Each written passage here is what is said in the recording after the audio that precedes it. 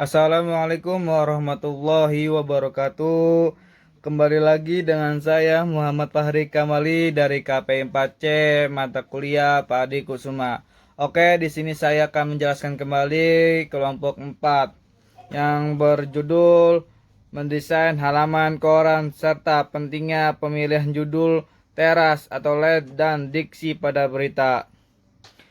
Rubrik dan subrubrik dalam halaman koran.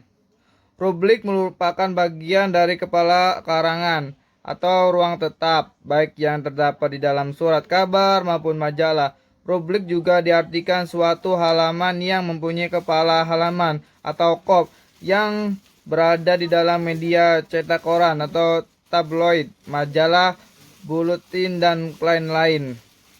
Subrubrik adalah bagian-bagian yang lebih spesifik dalam suatu rubrik. Mereka membagi topik atau tema rubrik menjadi bagian-bagian yang lebih kecil atau lebih terinci, membantu pembaca untuk menentukan informasi yang mereka butuhkan dengan lebih mudah. Subrubrik seringkali digunakan untuk menyajikan konten yang lebih khusus atau terperinci dalam konteks topik yang sama yang dibahas oleh rubrik utama. Contoh nama rubrik yang pertama, Kota Bandung, Kota Jawa Barat, ekonomi, bisnis, politik, dan lain-lain. Menentukan rubrik dan subrubrik. Yang pertama, identifikasi topik utama. Kedua, membagi topik utama. Yang tiga, memperhatikan minat pembaca, dan lain-lain. Judul berita.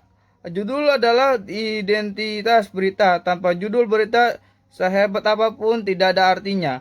Judul berita sangat mendasar dilihat dari dua sisi kepentingan utama bagi berita itu sendiri. Tanpa judul, ia adalah suatu yang antonim, tak dikenal, abstrak, sehingga tak akan bicara apa-apa. Ia tak mampu memberikan pesan komunikasi.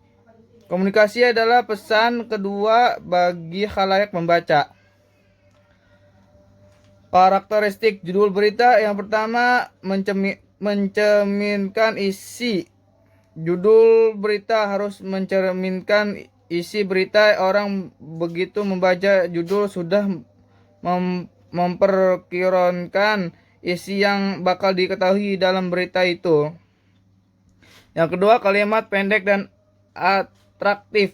Judul merupakan etalase atau tempat memerankan suatu agar orang tertarik. Yang ketiga, menggunakan nama. Judul yang berisikan nama seorang sebaiknya hanya digunakan pada tokoh yang dikenal ia di kalangan masyarakat.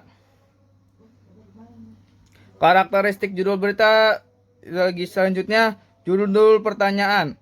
Jurnalis dilihat untuk hati-hati menggunakan judul pertanyaan karena tidak setiap berita bisa menggunakan judul jenis-jenisnya. Yang kelima, judul kutipan. Yang keenam,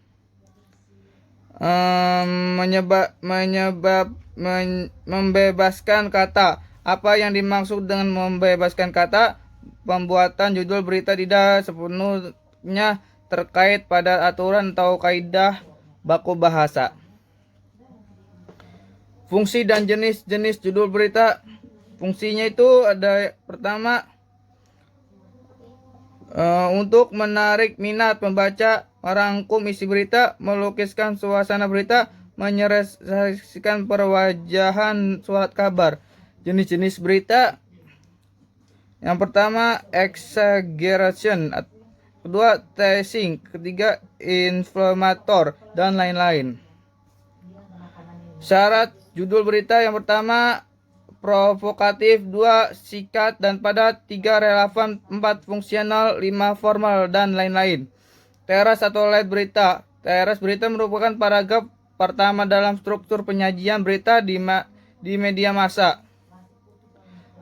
Berita biasanya memuat berita yang penting dari berita dan menurut unsur 5W plus 1H. Jenis-jenis teras atau LED berita ada yang pertama, how LED, what LED, when LED. Keempat, how LED, yang kelima way, lead, dan yang terakhir how, lead, dan lain-lain. Pedoman penulisan teras atau lead berita. Yang pertama, teras berita yang menepati alinea. Yang kedua, teras berita dengan mengingat sifat bahasa Indonesia. Yang ketiga, teras berita harus ditulis dengan baik. Yang keempat, hal-hal yang tidak begitu mendesak. 5, teras berita sesuai dengan naluri manusia, dan lain-lain. Diksi berita. Diksi atau pilihan kata merupakan ketepatan seorang dalam memilih dan menggunakan kata sesuai dengan situasi dan kondisi. Persyaratan diksi. Yang pertama, memahami kata sebagai simbol. Yang kedua, struktur leksikal. Yang ketiga, memahami adanya kata asing. Yang keempat, memahami pentingnya kelangsungan. Cukup dari saya. Bila itu taufiq wal hidayah. Wassalamualaikum warahmatullahi wabarakatuh.